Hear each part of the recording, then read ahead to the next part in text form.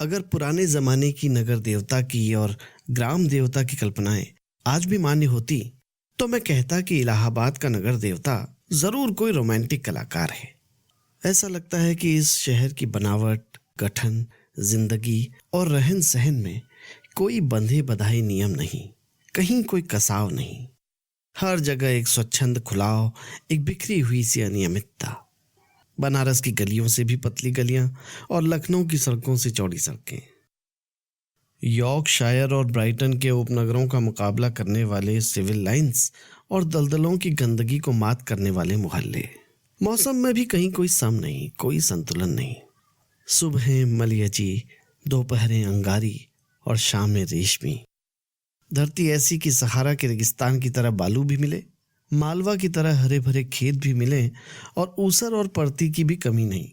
सचमुच लगता है कि प्रयाग का नगर देवता स्वर्ग कुंजों से निर्वासित कोई मनमौजी कलाकार है, जिसके सृजन में हर रंग के डोरे हैं। और चाहे जो हो, मगर इधर क्वार, कार्तिक और उधर वसंत के बाद और होली के बीच के मौसम से इलाहाबाद का वातावरण नेस्टर्शियम और पेंजी के फूलों से भी ज्यादा खूबसूरत और आम के बौरों की खुशबू से भी ज्यादा महकदार होता है। सिविल लाइंस हो या अल्फ्रेड पार्क, गंगा तट हो या खुसरू बाग, लगता है कि हवा एक नटखट दोशीजा की तरह कलियों के आंचल और लहरों के मिजाज से छेड़खानी करती चलती है।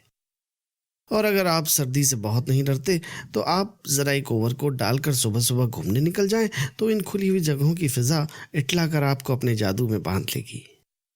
खास तौर से पाँव फटने के पहले तो आपको एक बिल्कुल नई अनुभूति होगी। वसंत के नए नए मौसमी फूलों के रंग से मुकाबला करने वाली हल्की सुनहली बाल सूर्य की उंगलियां सुबह की राजकुमारी के गुलाबी वक्ष पर बिखरे हुए भौराले केसुओं को धीरे धीरे हटाती जाती है और क्षितिज पर सुनहली तरुणाई बिखर पड़ती है। एक ऐसी ही खुशनुमा सुबह थी और जिसकी कहानी मैं कहने जा रहा हूं, वो सुबह से भी ज्यादा मासूम युवक प्रभाती गाकर फूलों को जगाने वाले देवदूत की तरह अल्फ्रेड पार्क के लॉन पर फूलों की सरजमी के किनारे किनारे घूम रहा था। पूरब के आसमान की गुलाबी पंखुड़ियां बिखरने लगी थीं और सुनहले पराग की एक बौछार सुबह के ताजे फूलों पर बिछ रही थी।